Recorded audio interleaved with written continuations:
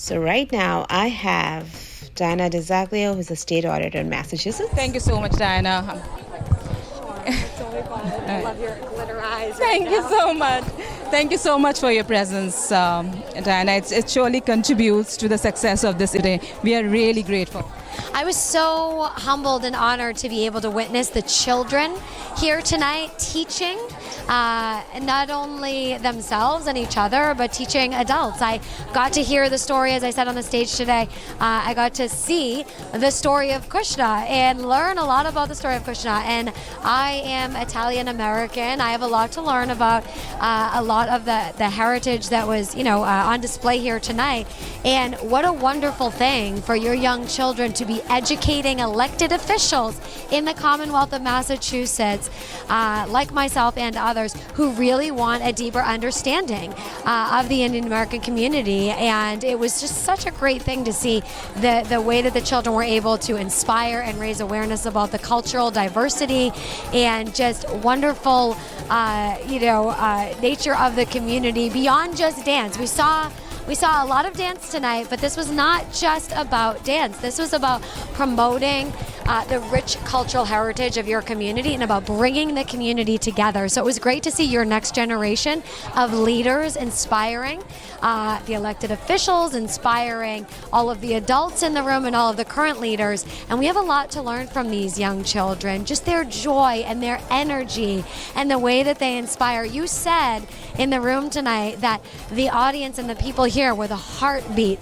of this community, and you had asked us to participate actively. And I think that that's just so amazing, because the way that you inspired us was the same way that those children inspired us. And it was just a wonderful night, bringing the community together and really making sure that, we're all raising awareness about the impact that we can have on this community. But we need to keep coming together like this. Absolutely. So I just want to thank the dance school for going well beyond dance to inspiring and promoting cultural diversity in our communities. So I'm so happy. I'm really delighted to know, Diana, you have had such a learning experience. But I'm sure everyone also have had a learning experience by you being here, because your dedication towards having an accountable, transparent, equitable government is commendable. I would really like to know from you, Diana, how do you see the intersection of art and advocacy fostering culture enrichment or is resolving governance issues?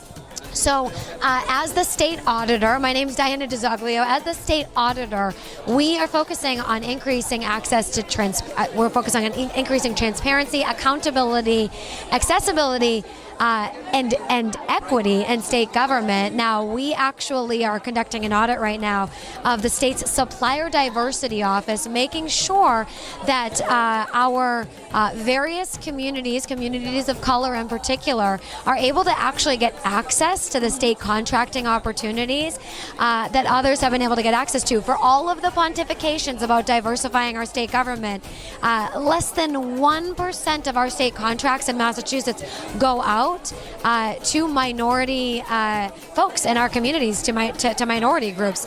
That is unacceptable in a state like Massachusetts, where we are so committed to diversifying our communities.